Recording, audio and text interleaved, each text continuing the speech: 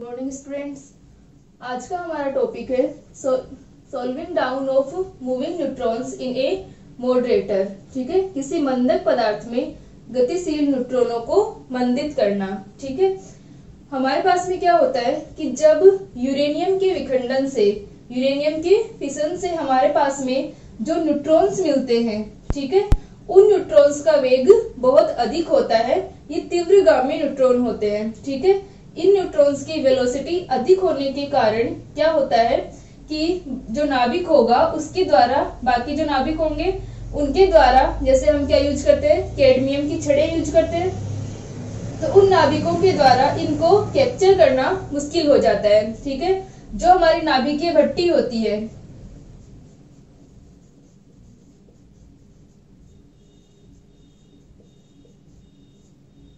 ठीक है, नाभिकीय भट्टी जो होती है, न्यूक्लियर रिएक्टर,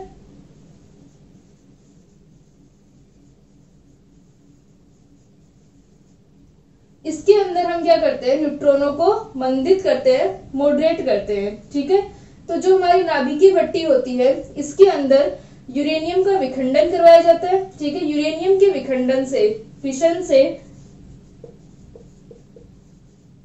जो न्यूट्रॉन हमें प्राप्त होते हैं उन न्यूट्रॉनों की वेलोसिटी बहुत अधिक होती है, वो तीव्रगामी न्यूट्रॉन होते हैं। ठीक है, तो उन्हें मंदित करने के लिए, उन्हें मॉडरेट करने के लिए क्या यूज किया जाता है, मंदक यूज किए जाते हैं। ठीक है, मॉडरेटर को यूज किया जाता है उन्हें मंदित करने के लिए। तो क्योंकि इनको कैप्चर करना मुश्किल होता है, क्योंकि यहाँ पर हम क्या करते हैं कि इन न्यूट्रॉनों को कैप्चर करवाते हैं, तो उनको कैप्चर करना मुश्किल होने की वजह से क्या करवाते हैं, उनकी वेलोसिटी को कम करवाते हैं। ठीक है, तो उनकी वेलोसिटी को कम करवाने के लिए इन मंदक पदार्थों को यूज किया जाता है। ठीक है, मंदक पदार्थ क्या होते हैं, अपने जो मॉडरेटर होते हैं वो, जैसे D2 हो गया, भारी पानी, ठीक है, इनको यूज करते हैं। तो ये जो मंदक पदार्थ होंगे इनके साथ में इनकी टक्कर होगी। ठीक है, इस कोलिजन की वजह से क्या हो जाएगा, न्यूट्रॉनों का वेग कम हो जाएगा। ठीक है, तो ये जो कोलिजन हो रही है किसमें, न्यूट्रॉन में और मॉडरेटर में, इस कोलिजन को हम स्टडी कर सकते हैं लैब फ्रेम में भी और सेंटर ऑफ मास फ्रेम में भी। तो जैसे कि हमने पहले भी पढ़ा है कि सेंटर ऑफ मास फ्रेम के अंदर कोलिजन को स्टडी करना इजी होता है, तो हम क्या करेंगे, सेंटर ऑफ मास फ्रेम के अंदर न्यूट्रॉन मॉडरेटर की कोलिजन को पढ़ते हैं और फिर हम देखते हैं कि हमें मॉडरेटर किस मास की लेने चाहिए। जैसे हमारे पास में क्या है, न्यूट्रॉनों का मास क्या है, m1 है, ठीक है, और मॉडरेटर का मास मान लो m2 है। तो हमारे पास में ये रेशियो जो है वो किस प्रकार होना चाहिए कि सबसे ज्यादा इनका क्या हो, मंदन हो। ठीक है, इन न्यूट्रॉनों की जो वेलोसिटी है वो कम हो, इसके लिए हमें m1 तो हमारा न्यूट्रॉन हो गया, m2 को हमें किस प्रकार चूज करना चाहिए वो हम इसके अंदर देखेंगे। ठीक है, तो आज के लेक्चर में हम लोग न्यूट्रॉनों को मंदित करने के लिए किस प्रकार के पदार्थ हम यूज कर सकते हैं वो हम पढ़ेंगे। और ये जो कोलिजन हो रही है इनकी, इस कोलिजन को हम centre of mass frame of reference के अंदर पढ़ते हैं।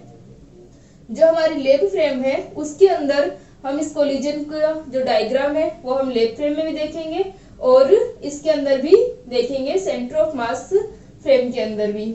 ठीक है,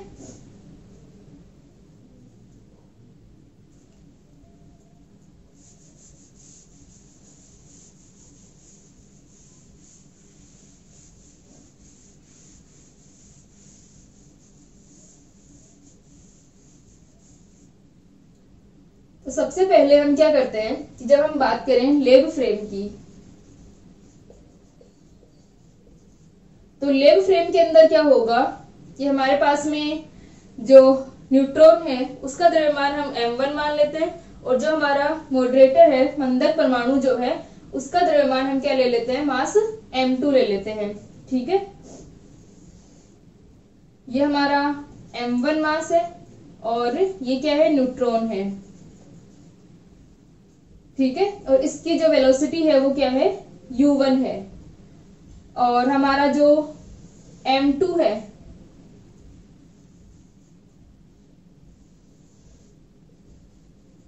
वो क्या है, अपना मॉडरेटर, ठीक है। और मॉडरेटर जो होगा हमारा, ठीक है, उसका मास हमने क्या ले लिया, m2 ले लिया, और इसकी वेलोसिटी जो है u2 इक्वल टू 0 है। ठीक है, तो ये जो न्यूट्रॉन है इससे आकर के कोलिजन करता है, और कोलिजन के बाद में ये दोनों क्या हो जाते हैं, आगे इस प्रकार बढ़ते हैं। मान लो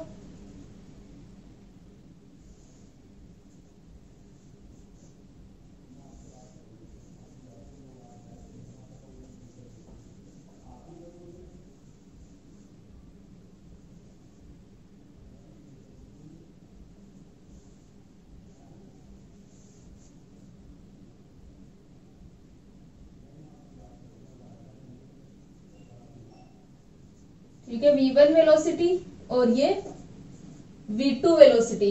ठीक है, ये इस प्रकार से हो गए अपने पास में। ये हमारा m1 और ये हमारा m2। जैसे हमने 2 डायमेंशनल कोलिजन पढ़ी थी तो वहां पर हमने देखा था बिल्कुल सेम वही डायग्राम है कि यहाँ पर हमारा जो m1 है वो गतिशील है, वेलोसिटी है उसकी, मॉडरेटर जो है हमारा वो रेस्ट में है, और उनके अंदर कोलिजन होती है और वो इस प्रकार से डिफ्लेक्ट हो रहे हैं। ठीक है, तो ये हमारा m1 और m2 आ गया। और अगर हम लेब फ्रेम की बात करें तो लेब फ्रेम के अंदर क्या होगा कि हमारे पास में ये जो मॉडरेटर एटम होगा वो भी क्या होगा, उसकी भी वेलोसिटी होगी।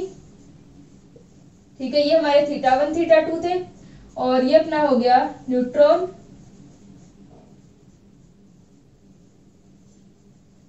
यह आ जाएगा मॉडरेटर। ठीक है, तो ये अपने इस प्रकार लेब फ्रेम के अंदर कोलिजन होगी। अब हम बात करें सेंटर ऑफ मास फ्रेम की। ठीक है, तो सेंटर ऑफ मास फ्रेम के अंदर क्या होगा कि u1 और u2 इनकी वेलोसिटी हम क्या लेंगे, सेंटर ऑफ मास के रिस्पेक्ट में लेंगे।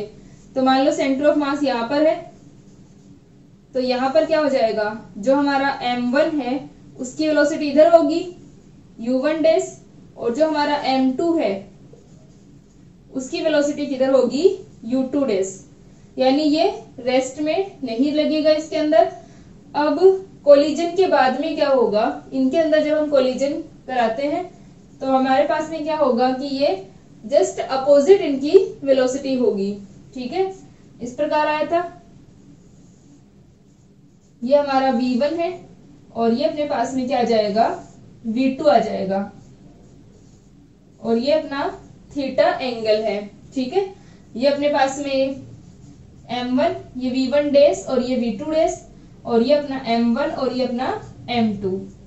ठीक है, तो इस तरह से हमारी सेंटर ऑफ मास जो फ्रेम है उसके अंदर कोलिजन होगी, और ये अपने इस प्रकार किसमें है, लेब फ्रेम के अंदर। ठीक है, तो ये अपने डायग्राम हो गए। अब हम बात कर रहे हैं सेंटर ऑफ मास फ्रेम की। ठीक है, तो सेंटर ऑफ मास फ्रेम के अंदर हम सबसे पहले किसको निकालेंगे, VCM को निकालेंगे, वेलोसिटी ऑफ सेंटर ऑफ मास।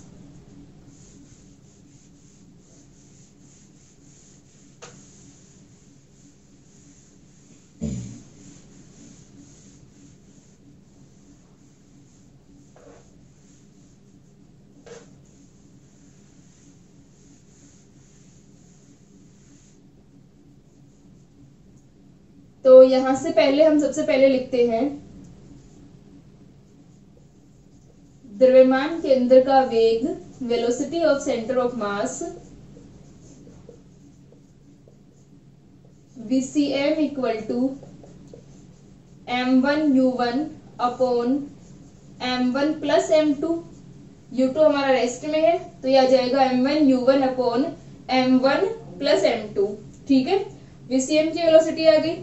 अब यहाँ पर हम मान लेते हैं कि हमारा जो इसको m1 क्या है, न्यूट्रॉन का द्रव्यमान है, और m2 क्या है, मंदक परमाणु का द्रव्यमान है। ठीक है, तो यहाँ से हम इसको m2 को कॉमन ले लेते हैं।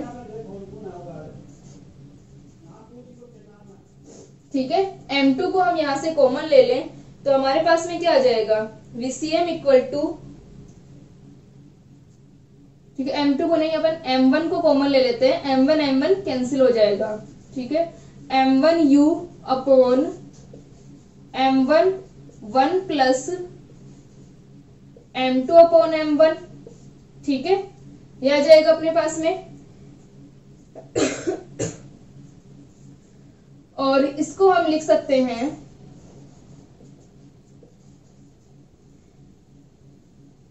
M1U1 था ये, M1 से M1 cancel, U1 upon 1 plus M2 upon M1, ठीक है। और इसके अंदर हम मान रहे हैं कि माना A equal to M2 upon M1, M2 क्या है, जो हमारा मॉडरेटर है उसका मास, और M1 क्या है, न्यूट्रॉन का मास।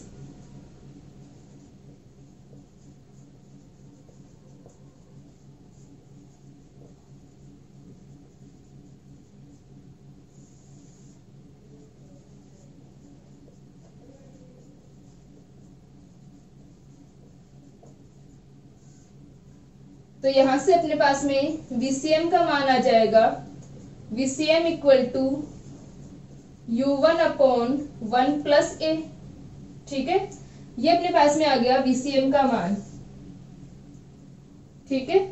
इसके अंदर भी अब हम जो हमने 2 डायमेंशनल कोलिजन निकाली थी सेंटर ऑफ मास फ्रेम के अंदर, सेम हमारी वही प्रोसेस है, क्योंकि यहाँ पर भी 2 पार्टिकल्स है हमारे पास में, न्यूट्रॉन और मॉडरेटर एटम, और सेम हमारी 2 डायमेंशनल कोलिजन है। तो सबसे पहले हम VCM को लिख लेंगे। VCM के बाद भी हम क्या लिख रहे थे, VCM के रिस्पेक्ट में दोनों पार्टिकल्स की वेलोसिटी बिफोर कोलिजन और आफ्टर कोलिजन, यानी U1 डैश और U2 डैश को, V1 डैश और V2 डैश को। फिर उसके बाद में हम मोमेंटम कंजर्वेशन लगाते हैं। तो मोमेंटम के अंदर हम देखते हैं कि जो हमारा सेंटर ऑफ मास फ्रेम होता है वो 0 मोमेंटम फ्रेम होती है, टोटल जो मोमेंटम होगा वो 0 होगा, तो हम उसको यूज कर लेंगे। और फिर हम एनर्जी कंजर्वेशन लगाएंगे, तो वहां से हमारे पास में रिजल्ट आ जाएगा कि V1 dash equal to U1 dash आता है, mod of V1 dash equal to U1 dash, और mod of V2 dash equal to mod of U2 dash. तो ये सारा हम यूज करेंगे जैसे कि हमने पहले निकाला था, सेम हमारी वही प्रोसेस होगी, ठीक है। तो यहां से अपने पास में VCM का मान आ गया। अब हम निकालते हैं U1 डैश इक्वल टू द्रव्यमान केंद्र के सापेक्ष पहले कण का वेग, ठीक है, फर्स्ट पार्टिकल की वेलोसिटी सेंटर ऑफ मास के रिस्पेक्ट में। तो U1 dash equal to U1 minus VCM, और तो U1 डैश इक्वल टू क्या आ जाएगा, U1 माइनस VCM का मान रख दे 1 प्लस A, तो ये अपने पास में आ जाएगा U1 प्लस U1A माइनस का U1 divided by 1 plus A, U1 से U1 कैंसिल, ठीक है। तो यहां पर अपने पास में आ जाएगा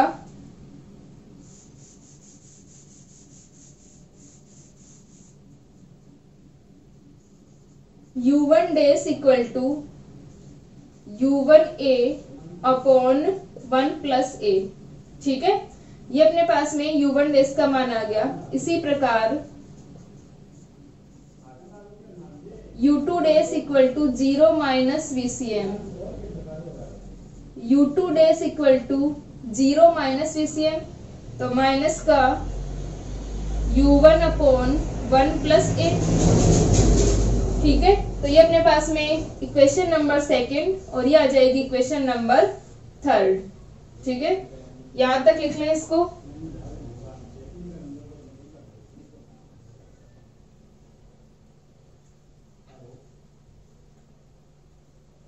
ठीक है, तो यहां तक आ गया अपने पास में। तो यहां से क्या होगा कि जो हमने U1 डैश और U2 डैश निकाला है, वैसे हम क्या निकाल लेंगे V1 डैश और V2 डैश को।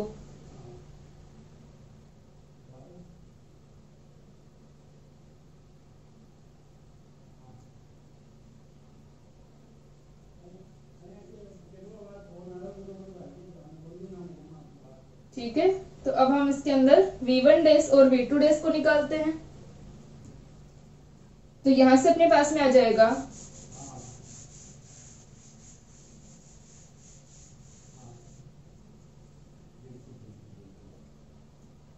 टक्कर के बाद, ठीक है, v1 डैश और v2 डैश क्या है हमारे कोलिजन के बाद में वेलोसिटी है। तो ये हो जाएगा टक्कर के बाद पहले कण का वेग द्रव्यमान केंद्र के सापेक्ष, तो ये अपने पास में क्या होगा v1 डैश इक्वल टू, तो v1 डैश का मान क्या आ जाएगा v1 माइनस vcm, और v2 डैश इक्वल टू क्या आ जाएगा v2 माइनस vcm। ठीक है, तो ये अपने पास में आ गया। अब यहां से हम लोग क्या करते हैं कि जो हमारा सेंटर ऑफ मास फ्रेम होता है इसके अंदर मोमेंटम 0 होगा, तो हम लिख लेंगे चूंकि द्रव्यमान केंद्र निर्देश तंत्र में कणों का कुल संवेग 0 होता है।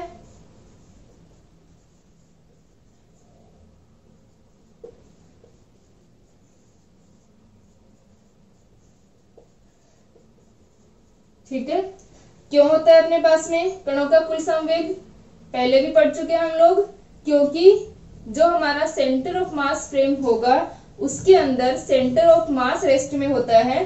ठीक है, सेंटर ऑफ मास की वेलोसिटी जो है vcm वो 0 होती है। ठीक है, और जो हमारा टोटल मोमेंटम होता है वो किसके इक्वल आता है, p equal to m vcm के इक्वल आता है। ठीक है, और vcm 0 होने की वजह से टोटल जो मोमेंटम होगा सेंटर ऑफ मास फ्रेम के अंदर वो 0 हो जाएगा। ठीक है, तो ये हम यूज करते हैं कि कुल संवेग जो है वो 0 होता है। तो यहां से अपने पास में आ जाएगा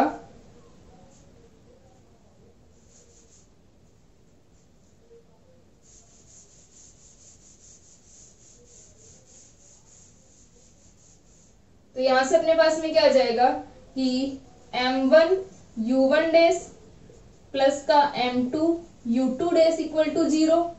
तो ये अपना बन गया m1 u1 dash equal to minus का m2 u2 डैश। ठीक है, और इसी प्रकार क्या हो जाएगा कोलिजन के बाद में, तो m1 v1 dash equal to minus का m2 v2 डैश।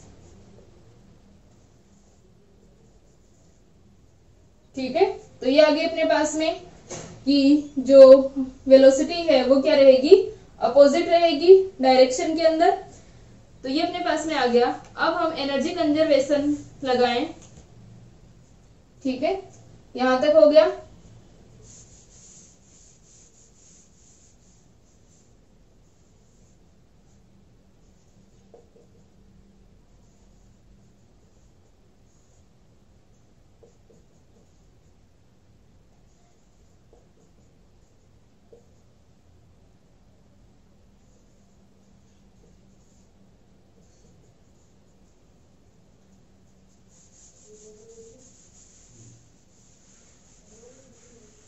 तो अब हम क्या करते हैं कि यदि हम एनर्जी कंजर्वेशन को यूज करते हैं तो हमारे पास में रिजल्ट आता है, जैसे मान लो हमने प्रीवियस लेक्चर में भी सोल्व किया था। ठीक है, थोड़ा सा मैं रिवाइज करवा देती हूँ कि हमने किस प्रकार एनर्जी कंजर्वेशन को लगाया था। हमारे पास में एनर्जी कंजर्वेशन से क्या आएगा, half m1 u1 dash square plus का half m2 u2 dash square. ठीक है, और इक्वल टू होगा। ठीक है, मैं करवा देती हूँ इसको थोड़ा। यहां से अपने पास में आ जाएगा half m1 u1 dash square plus का हाफ m2 u2 डैश का स्क्वायर। क्या यूज कर रहे हैं हम लोग, energy conservation, from energy conservation. ठीक है, तो half m1 u1 dash square plus का half m2 u2 dash square equal to half m1 v1 dash square plus का हाफ m2 v2 डेज का स्क्वायर। ठीक है, तो यहां से हम यूज कर लेंगे u2 डेज की जगह हम यूज कर लेंगे, यहां से अपने पास में u2 डेज की जगह क्या आ जाएगा, माइनस का m1 upon m2 u1 dash. ठीक है, और v2 डेज की जगह अपने पास में आ जाएगा माइनस का m1 upon m2 v1 days. ठीक है, ये यहाँ पर यूज करें तो हाफ m1 u1 डेज का स्क्वायर प्लस का हाफ m2 और u2 डेज के स्क्वायर की जगह आ जाएगा m1 का स्क्वायर अपॉन m2 का स्क्वायर u1 का square equal to half m1 v1 dash square plus का half m2 v2 dash square की जगह आ जाएगा m1 का स्क्वायर अपॉन m2 का स्क्वायर v1 डेज का स्क्वायर। ठीक है, तो ये आ गया अपने पास में। यहां से अगर हम इसे सोल्व करेंगे तो हमारे पास में क्या रिजल्ट आया था, mod of v1 dash equal to mod of u1 dash. ठीक है, ये अपने पास में आया था कि जो मैग्नीट्यूड होगा वो क्या रहेगा, सेम रहेगा। इसी प्रकार mod of v2 dash equal to mod of u2 dash. तो यहां से हम देख सकते हैं कि डायरेक्शन चेंज हो सकती है, लेकिन मैग्नीट्यूड जो रहेगा सेंटर ऑफ मास फ्रेम के अंदर पार्टिकल्स की जो वेलोसिटी का मैग्नीट्यूड है वो सेम रहेगा। ठीक है, यहां तक लिख ले इसको।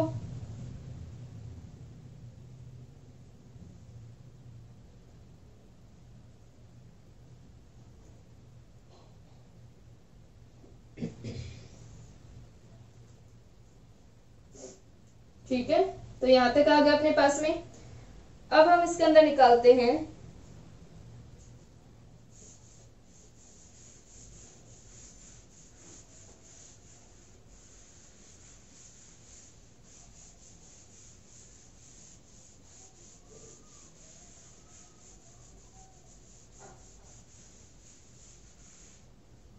यहाँ पर हम सेंटर ऑफ मास की वेलोसिटी भी लिख लेते हैं। वीसीएम का मान क्या था अपने पास में, u1 अपॉन 1 प्लस ए। तो अब हम एक इक्वेशन जो हमने लिखी थी कि v1 dash equal to v1 minus VCM. ठीक है, ये हमारी इक्वेशन नंबर 4 थी शायद। तो यहां से जब हमने ये इक्वेशन नंबर 4 लिखी थी तो इसको हम क्या लिख सकते हैं, इस प्रकार लिख सकते हैं v1 equal to v1 dash plus VCM. ठीक है, तो v1 equal to v1 dash plus VCM, इन दोनों वेक्टर्स को अगर हम ड्रॉ करें तो कैसे आएगा। ठीक है, क्योंकि जो v1 है वो क्या है, इन दोनों का सम है दो वेक्टर्स का, तो इन दोनों को हम लिख सकते हैं, या चाहे हम इसको इस प्रकार लिखे vcm प्लस v1 डेज। तो यहां से अपने पास क्या हो जाएगा, ये हो गया अपना vcm।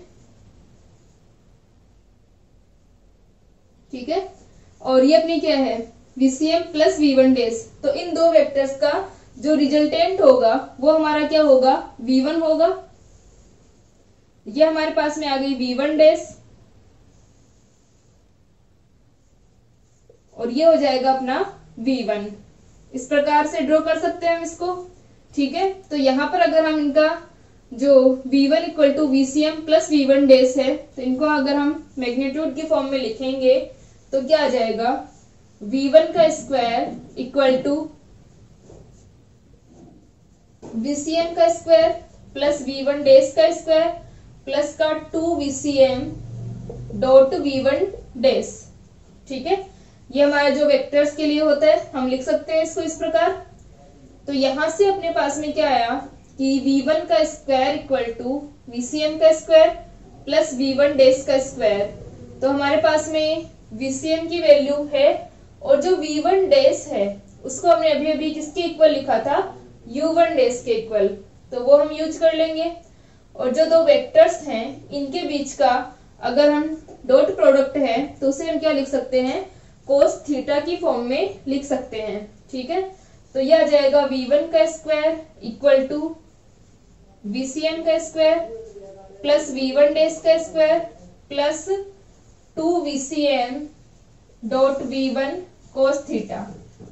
ठीक है, ये अपना इस फॉर्म में आ जाएगा। अब यहाँ पर हम सारी वैल्यूज रख देंगे और इसको सोल्व कर लेंगे।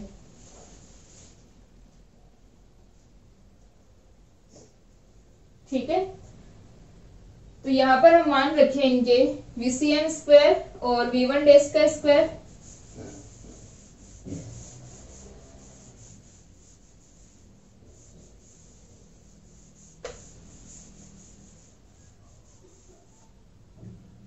तो यहां से अपने पास में आ जाएगा कि चूंकि V1 डैश इक्वल टू क्या है, U1 डैश, तो यहां से हम इसको U1 डैश का स्क्वायर रख रहे हैं। तो V1 का स्क्वायर इक्वल टू VCM का स्क्वायर प्लस U1 डैश का square plus 2VCM dot U1 cos theta. ठीक है, यह आ जाएगा अपने पास में, क्योंकि V1 डैश और जो हमारा V1 डैश और U1 डैश है वो दोनों क्या है, इक्वल है। तो ये आ गया अपने पास में, इनके मान रख दे।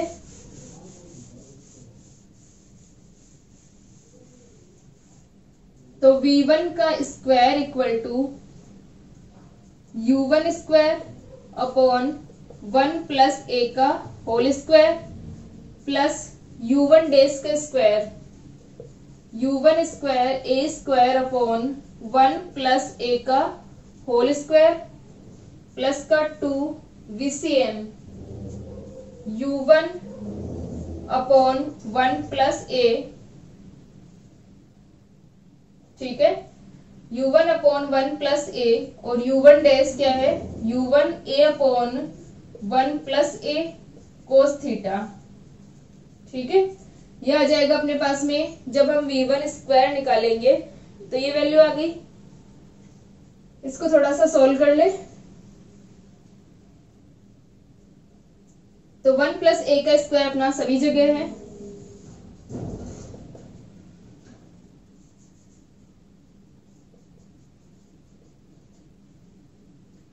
तो 1 प्लस A का होल स्क्वायर और आ जाएगा U1 square plus U1 square A square plus का 2U1 square A cos theta. ठीक है, ये आ गया अपने पास में। इसमें से हम U1 स्क्वायर को कॉमन ले लेते हैं, तो अपने पास में बच जाएगा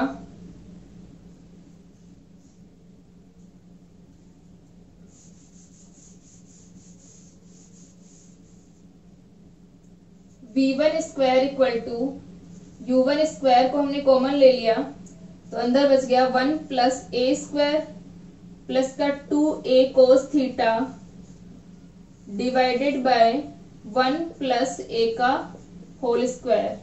ठीक है, ये अपने पास में आ गया। यहां तक लिख लें इसको। फिर हम लोग काइनेटिक एनर्जी का रेशियो निकालते हैं। ठीक है, इसको लिख लें, फिर हम काइनेटिक एनर्जी का रेशियो निकालेंगे।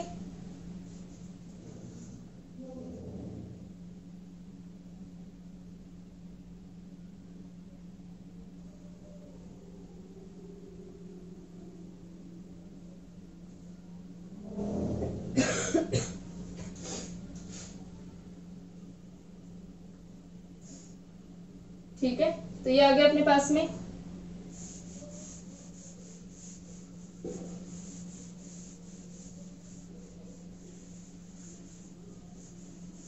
अब यहाँ पर अपने पास में V1 का मान आ गया। ठीक है, V1 और V2 वेलोसिटी हम किसके अंदर ले रहे थे, लेब फ्रेम के अंदर। तो यदि हम बात करें कि हमारे पास में जो लेब फ्रेम है, प्रयोगशाला निर्देश तंत्र जो है, उसके अंदर यदि टक्कर से पहले और बाद में जो काइनेटिक एनर्जी है, पहले हम मान लेते हैं कि EK है और टक्कर के बाद में, कोलिजन के बाद में काइनेटिक एनर्जी EK डैश है। तो इनका जो रेशियो होगा वो हम निकालें। तो EK dash upon EK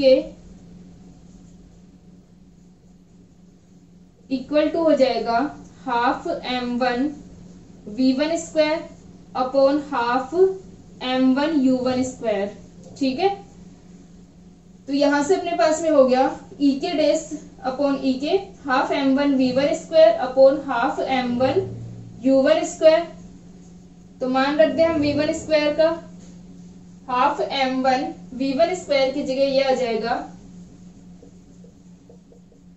1 plus ए स्क्वायर प्लस का 2a cos theta divided by half m1 u1 square. ठीक है, तो यहां से हाफ m1 u1 स्क्वायर अपना क्या हो गया,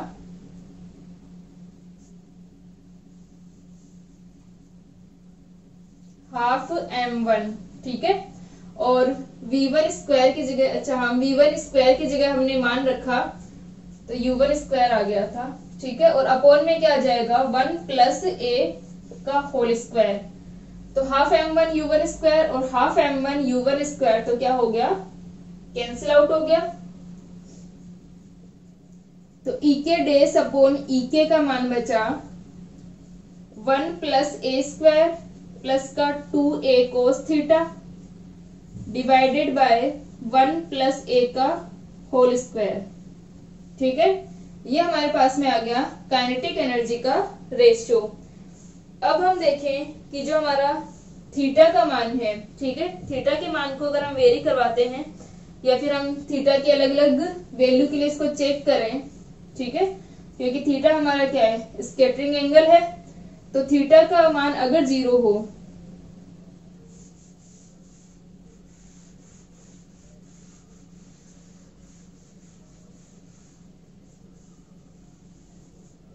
ठीक है, तो यदि थीटा इक्वल टू 0 हो तो क्या हो जाएगा अपने पास में ek dash upon ek equal to 1 plus a square. ठीक है, और 2a कोस थीटा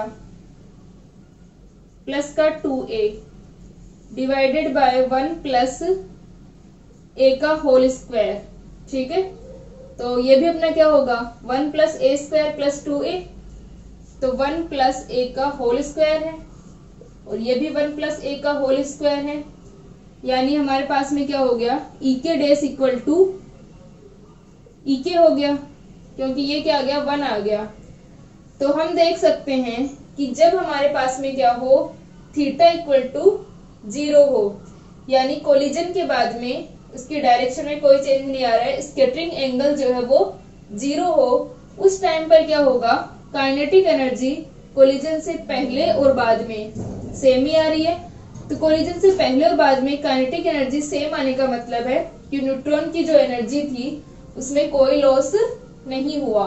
ठीक है, यानी उनकी काइनेटिक एनर्जी कम नहीं हुई, इसका मतलब उनकी वेलोसिटी कम नहीं हुई, तो क्या हुआ कि वो मंदित नहीं हुए हैं।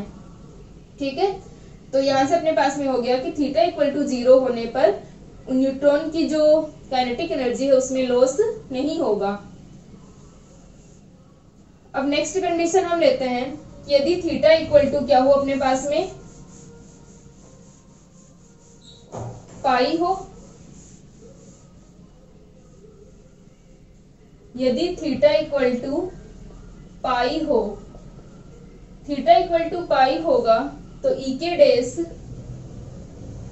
अपॉन ek इक्वल टू कितना आ जाएगा 1 प्लस a स्क्वायर और ये अपने पास में क्या है 2a कोस थीटा, तो माइनस का 2a, क्योंकि थीटा इक्वल टू पाई पर अपने पास में क्या होगा माइनस का 2a और अपॉन में आ जाएगा 1 प्लस a का होल स्क्वायर। तो ek dash upon ek equal to 1 minus a का whole square upon 1 plus a का होल स्क्वायर। ठीक है, तो यहाँ पर हम देख सकते हैं कि ये जो वैल्यू होगी, क्योंकि अपॉन में 1 प्लस a का होल स्क्वायर आ रहा है, उससे हम डिवाइड कर रहे हैं और ऊपर अपने पास में क्या है 1 माइनस a का होल स्क्वायर है, तो ऊपर वाली वैल्यू कम है और नीचे वाली वैल्यू ज्यादा है। इसका मतलब इसका मान क्या होगा 1 से कम आएगा। ठीक है, इसका मतलब कि जो ek डेस है वो क्या होगी लेस देन ek होगी। ठीक है, ek डेस लेस देन ek होते ही अपने पास में क्या हो जाएगा न्यूट्रॉनों की जो काइनेटिक एनर्जी है न्यूट्रॉन्स की वो क्या हो रही है कम हो रही है और उनकी जो वेलोसिटी होगी वो डिक्रीज होगी। ठीक है, तो थीटा इक्वल टू पाई पर एनर्जी लॉस जो है वो मैक्सिमम होगा। तो यहां तक लिख लें इसको।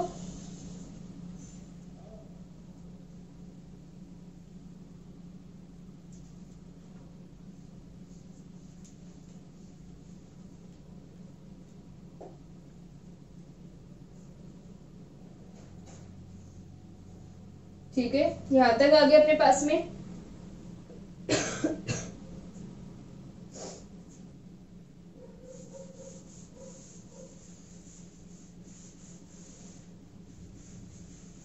तो इस कंडीशन में जब अपने पास में ई के डैश अपॉन ई के का मान 1 माइनस ए का whole square upon 1 plus A का होल स्क्वायर है, तो इस कंडीशन में अगर हम पर यूनिट एनर्जी लॉस निकालें तो वो अपने पास में आ जाएगा ई के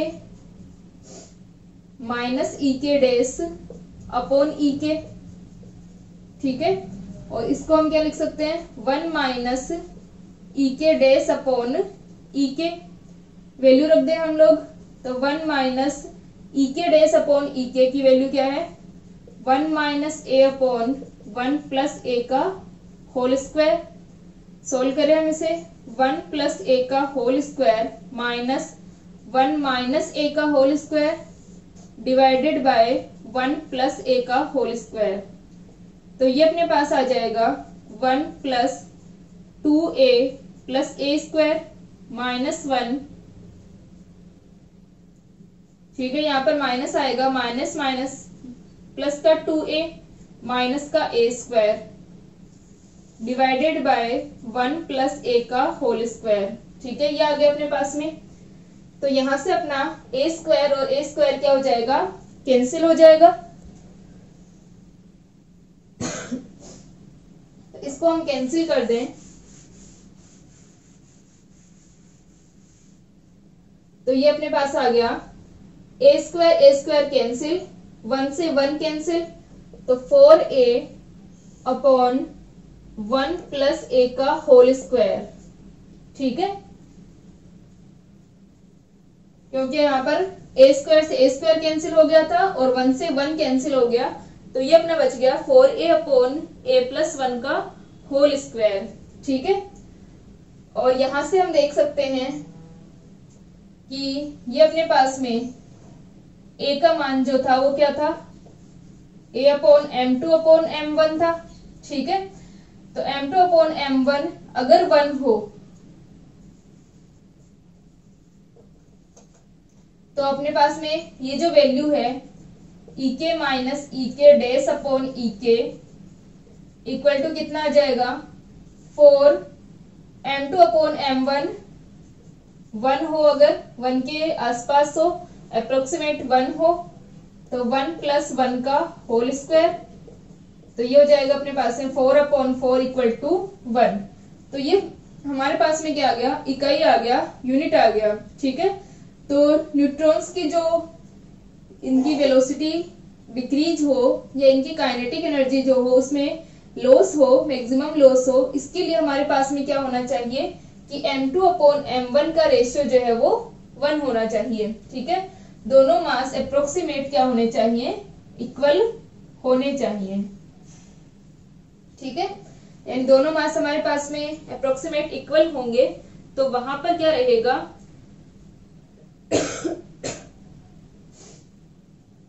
वहां पर अपने पास में क्या होगा कि इसकी जो एनर्जी लॉस है, काइनेटिक एनर्जी का एनर्जी लॉस क्या होगा, मैक्सिमम होगा। ठीक है,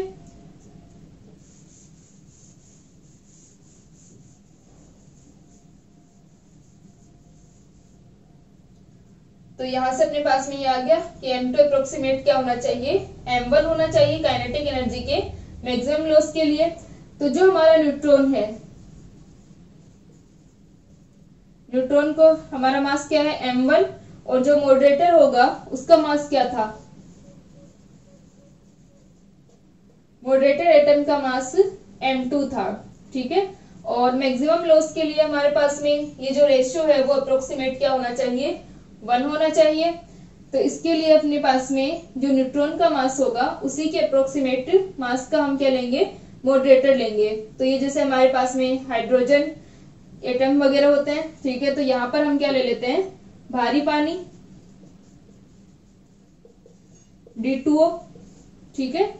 या फिर जो अपने पास में जो भी न्यूट्रॉन के मास के अप्रोक्सीमेट होंगे उनको हम क्या करेंगे, मंदक के रूप में यूज करेंगे, मॉडरेटर की फॉर्म में यूज करेंगे, ठीक है। तो इस प्रकार जो हमारी न्यूक्लियर रिएक्टर होते हैं, नाभिकीय भट्टी होती है, वहां पर न्यूट्रॉन्स को क्या करना पड़ता है, मॉडरेट करना पड़ता है।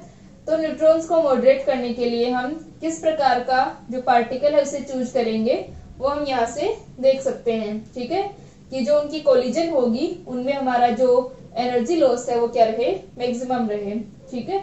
तो इस प्रकार हम इसको सॉल्व कर सकते हैं।